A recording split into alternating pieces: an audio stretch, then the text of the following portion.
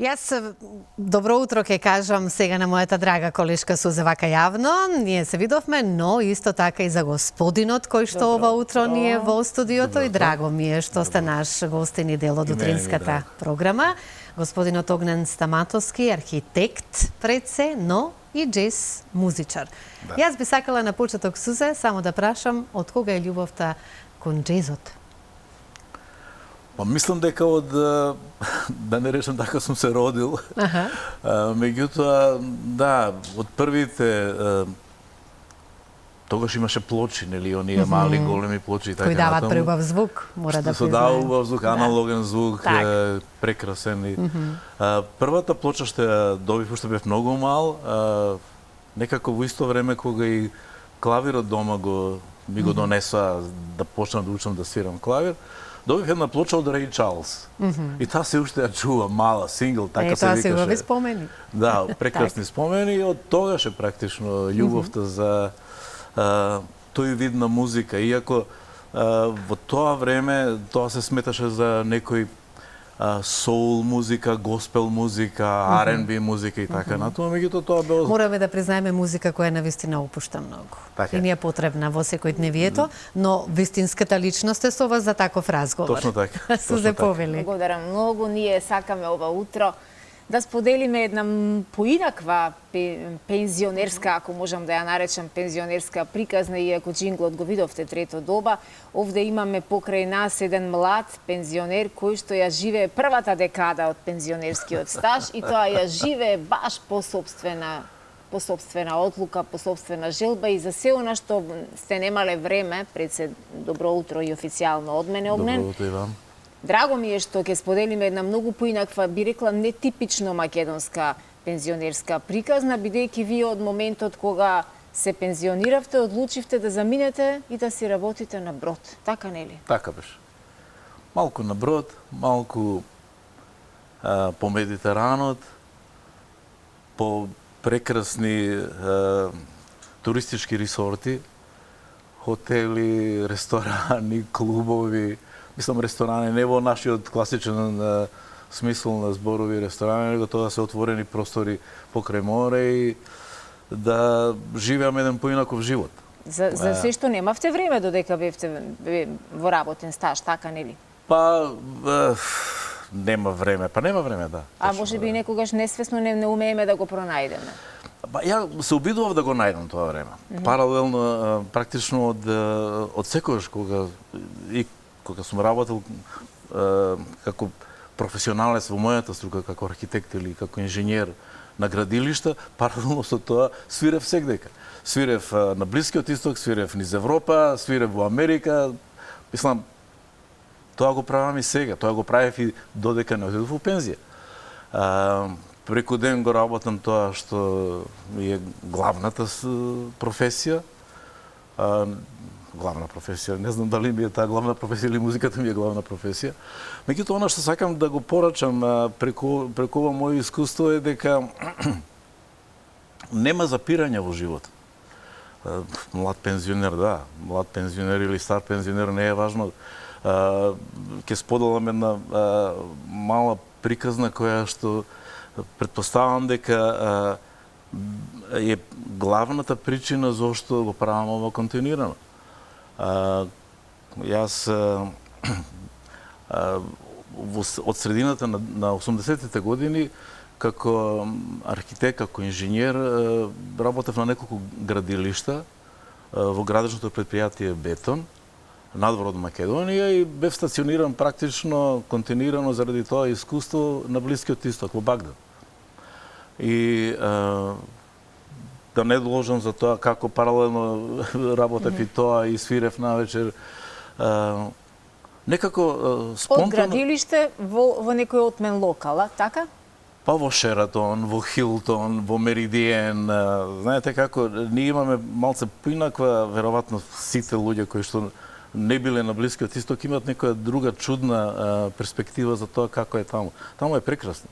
Мислам, без разлика на се она друго што ние сметаме дека тој некој заостанат свет нема везе, мислам, како ви кажам, тие хотели ги немаше кај нас.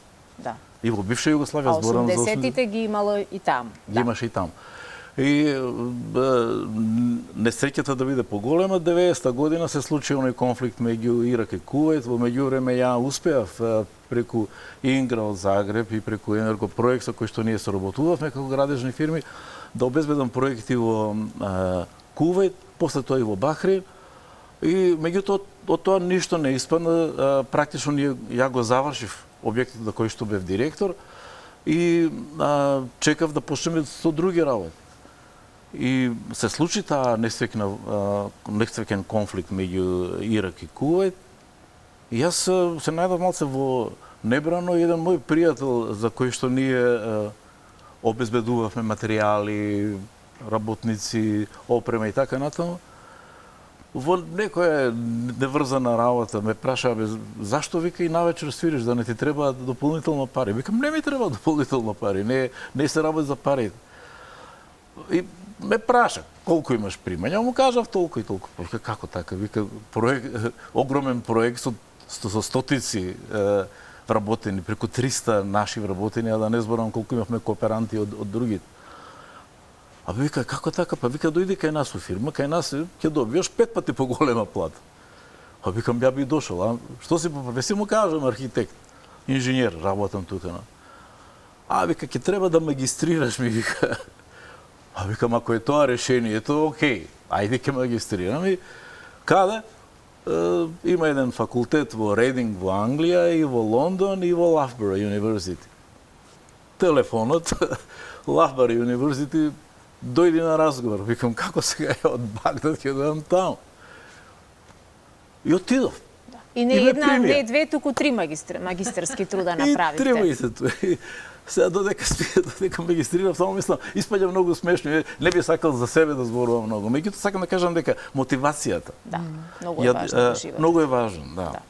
И мислам дека тоа треба да го пренесеме на сите луѓе и не се работи за тоа дали сте млад, дали сте средовечен или пензионер млад, прва декада, како велите, така натаму.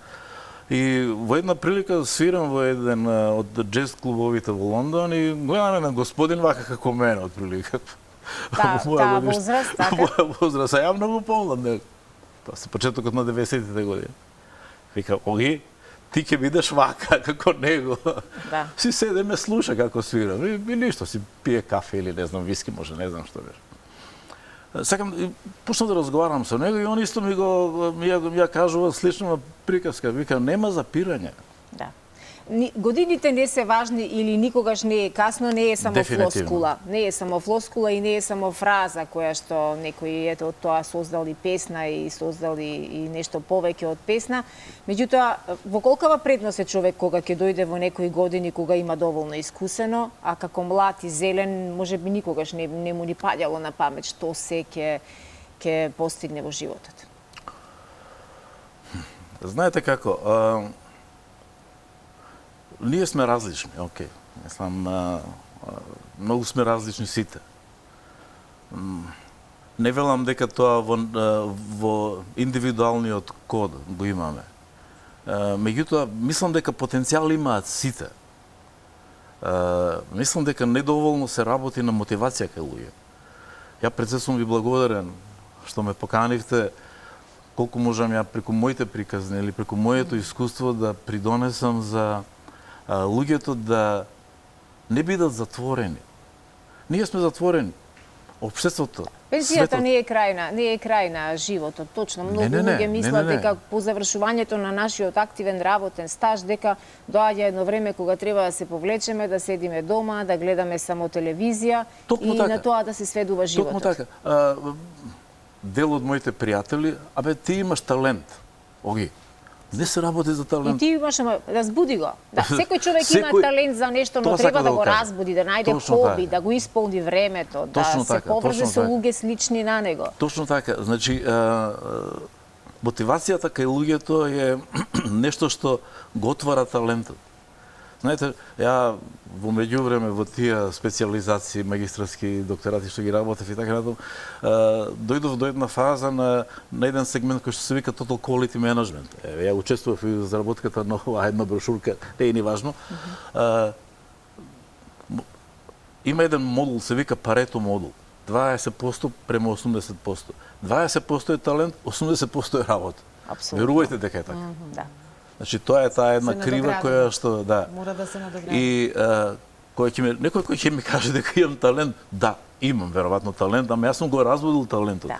Вие треба да го разбудите. Значи Секој да го најде својот Много убаво. скриен талент кој што го поседува уживам и е во заспан. разговорот Да. и во тоа што Малку го била слушам од Благодарам. вас. Малку Да. била архитектурата, Слободанче, малку била и музичката Музиката, академија, да. малку биле трите магистарски труда. Така. И Огнен се охрабрил дури во областа на дефектологијата и Секоја има чест. докторски труд за специјална олимпијада. Јас Да. сум воодушевена. Да. Па добро, едно по едно се надоврзуваше, 2001 година, практично кога тие конфликти кај нас се случува, ја некако бев избран да идам често за Брисел и за Гент. И во една прилика се сретнав со представниците на специјална олимпијада и во втората прилика се сретнав и со господјата Юнис Кенеди Шрајвер, сестра на Џон Кенеди, која држеше предавање во таа област каде што ја бев одговорен за некоја едукација во источниот блок на Европа и така натаму, и ме гледа вака и ме викна на страна и господине Стаматовски, дали ви би сакале специјална олимпијада да ја водите? What's up? Ако ни дадете прилика, би го правел и тоа, и така, пак ќе кажам, ништо со седење дома, гледање пред телевизија, талентот Може не може само да не болат коските, да може не боли да се грбот жалиме на се и се. и така натаму и да си И го. ја формиравме, бев еден од основачите на специјална олимпијада на Македонија и практично заради тоа што една група на луѓе ме туркаше да тоа го развиеме на едно поголемо ниво, не само од страна на фамилијата Кенеди, кои се основачи на специјална олимпијада, туку и тука се створи еден таков фронт, се створи една идеја не само на УКИМ, на дефектологија да има презентации за можностите на инклузија преку спорт, туку се појавија и од ФОН. Практично они ме мотивира да, бидејќи бев магистар до тогаш, да изработам докторски студии за да можам да предавам и на ФОН. Да. Сега сте најмногу активен во областа на музиката и во вашето студио создавате многу нешта. Не поддржувате и нас, луѓето кои живееме со музика, за музика и без музика не би можеле да го замислиме денот. Јас морам само да споделам дека вчера вечер имавме еден прекрасен настан на кој што вие не поддржавте, заедно со хорот Фрида, и бескрено сме ви благодарни. Што се спрема во вашата музичка работилница во периодов предстоен, доаѓа циклус нов, пролетен циклус, некако се обновува, па претпоставувам и дека нешто ново подготвувате? Па да, прво сакам да ви се заблагодарам, и вам лично, Сузана, и на сите ваши хористки.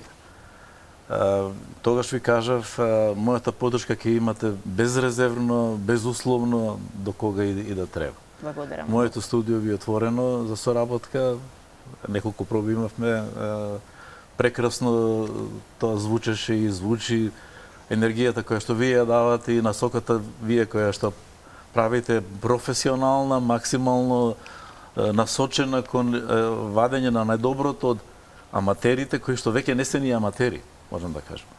Така да благодарам што ме поканивте, благодарам што сум дел од вашиот убав проект и ќе продолжиме, се надевам понатаму.